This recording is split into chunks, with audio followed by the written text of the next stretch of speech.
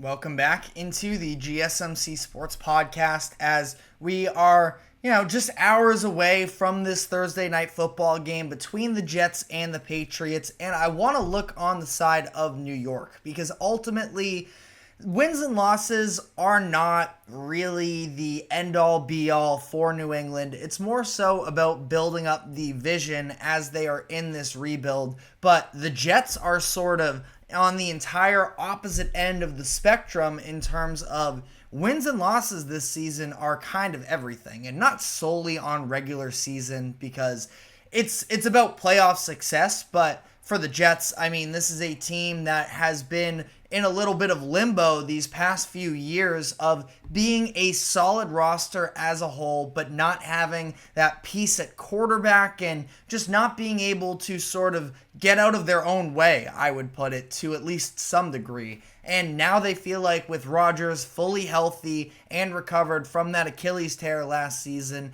that now it is go time. And we really don't know how much longer Rodgers is going to be able to continue playing NFL football. So I do think that the pressure is pretty ramped up.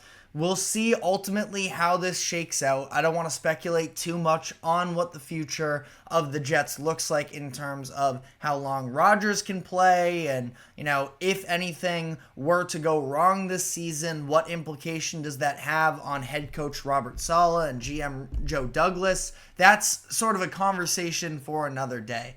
As for now, the Jets are 1-1, and they are in the middle of, obviously it's still early in the season, just 2 weeks in, but they are in playoff hunt mode, and they have a little bit of a hard thing to overcome, which is that, at least myself, hand up, I am a Patriots fan, so I probably have a different view of the Jets, a little bit more to an extreme than the casual NFL fan. But that being said, the Jets, I should say, also have been a little bit of a punching bag for the casual NFL fan over the past handful of years since the early 2010s when they made the AFC Championship game. So I think to some degree there is something to the fact that they still really do need to prove themselves in the eyes of the world. Now, that being said, the Jets internally could care less about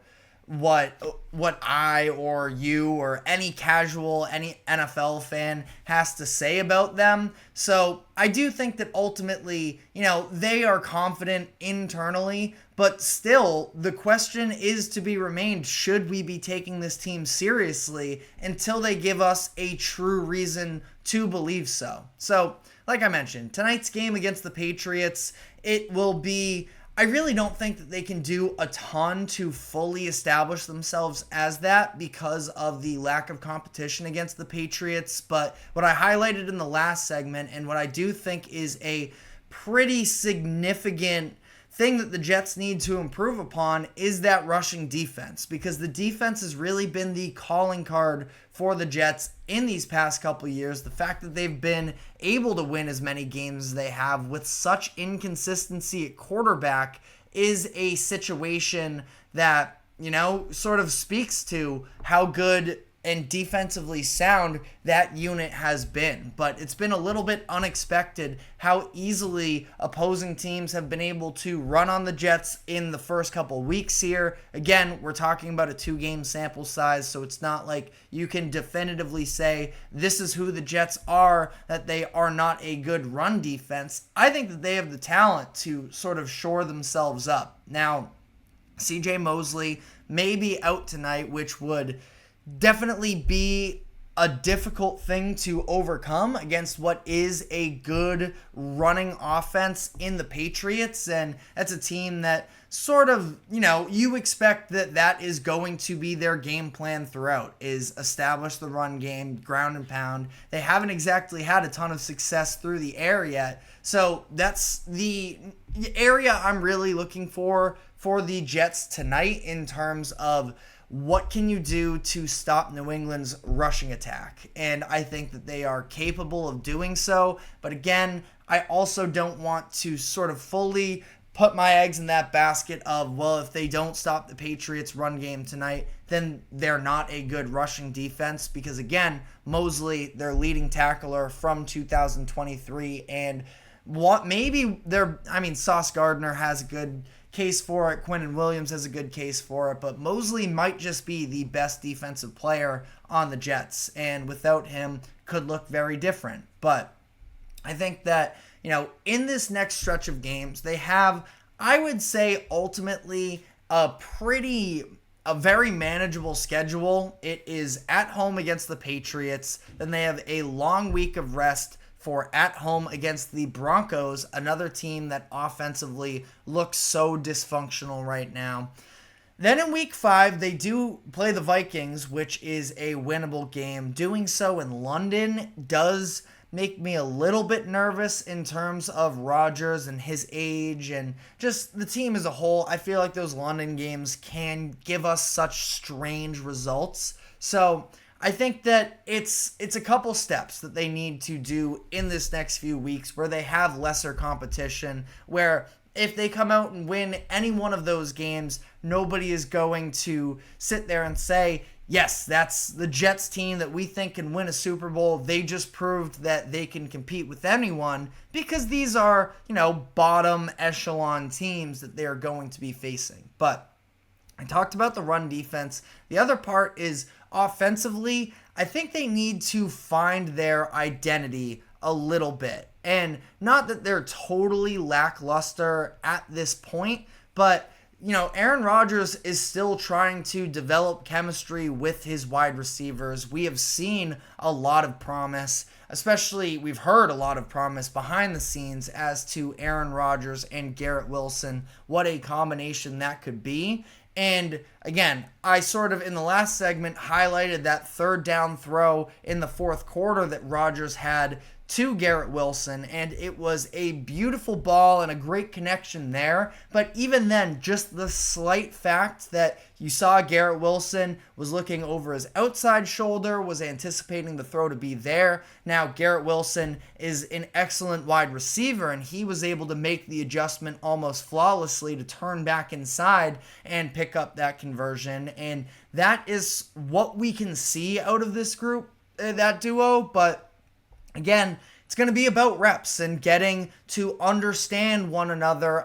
For Garrett Wilson, you're talking about what is going to be a first ballot Hall of Fame quarterback in Aaron Rodgers, and you have to sort of learn what he prefers from his receivers. He holds everybody that he throws to a very high standard. And Garrett Wilson, without a doubt, is a talented enough receiver that in that sense, he can live up to that high standard. But then it's about taking that and then going to the next level of developing an excellent relationship there. And that's something that we were never going to have an answer to after just 2 weeks into the season. But I think that it's going to be imperative that those two sort of get a little bit more on the same page. It's not that they're not on the same page right now, but we can also admit that there are steps forward. They haven't obviously reached their peak at this point, considering they have played 2 games and 4 plays of actual football with one another. And then,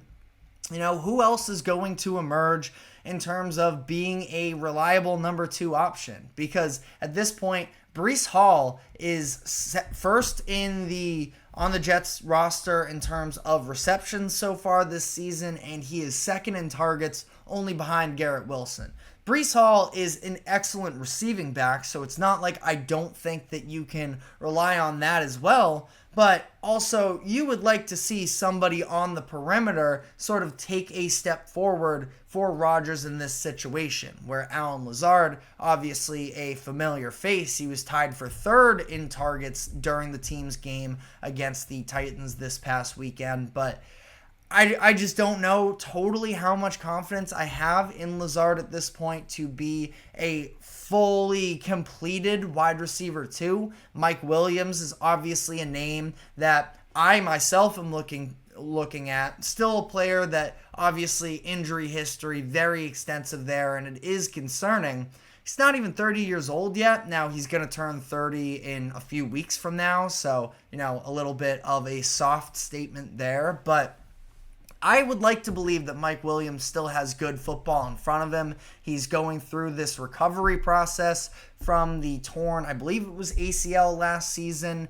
And, he's rehabbing that while also trying to develop a connection with Aaron Rodgers. And that's the thing is, the Jets end up winning this game against the Titans. They were also very much able to capitalize on the Titans kind of throwing up on themselves. I'm sure you've already seen the Will Levis lateral play that made the rounds on social media, which was a disastrous play there. And then there's a blocked punt in there. The Titans pick up a roughing the passer penalty coming out of the half that ends up extending that drive so the Jets can go and score a touchdown. So that's fine. You can't penalize the Jets for the Titans doing things poorly or any of their opponents sort of making mistakes. Mistakes are a part of the game. But it's just more so about the Jets having convincing wins. And like I mentioned, these are a few teams coming up here with the Patriots, the Broncos, and the Vikings, where you think they are a little bit less experienced. There have been a lot of moving pieces on all of their rosters that you should be able to ramp yourself up, develop a little bit more of that chemistry, and then, when they come back from London after that game against the Vikings, they are going to be playing on Monday Night Football against the Bills. And that's sort of where that measuring stick game comes into play. And at that point, again, not expecting them to be perfect then, but that's a situation where you are finally facing off against one of the best teams in the NFL and your direct competition in the AFC.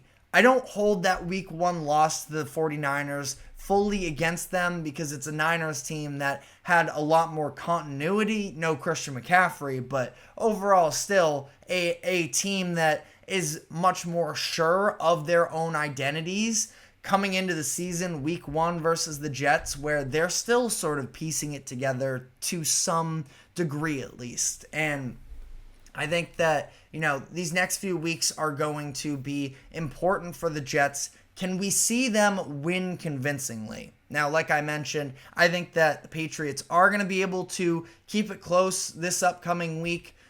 The Broncos game is sort of the one that I look like. That's a defense in Denver that has been overachieving, at least to my expectations. The offense has been a mess up to this point, though.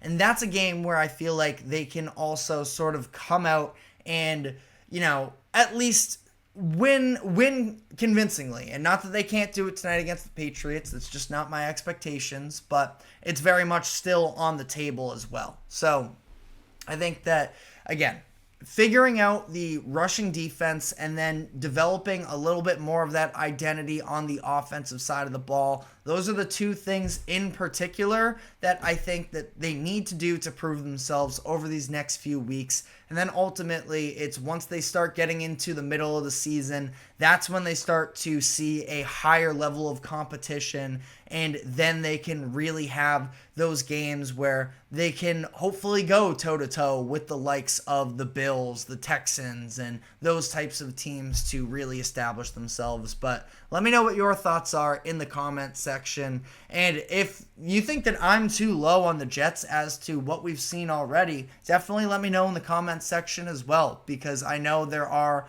a hefty amount of Jets believers at this point. It's not that I'm out on them necessarily. I just feel like I personally need to see a little bit more.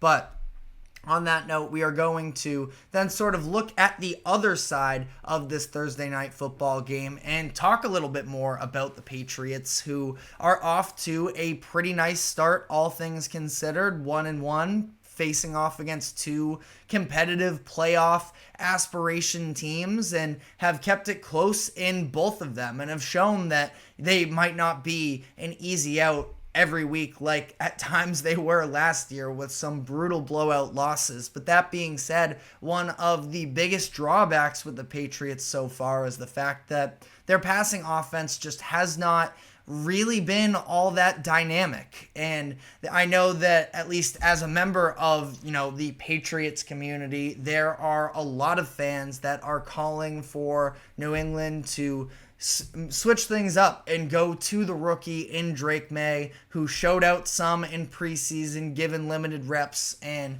are hoping that he can sort of be the face of the franchise moving forward. So I want to talk about, is it time for the Patriots to consider moving on to Drake May, or is this all a part of the plan? We'll be answering that question, but first we are going to be taking a quick break. Do not go anywhere. We will be right back.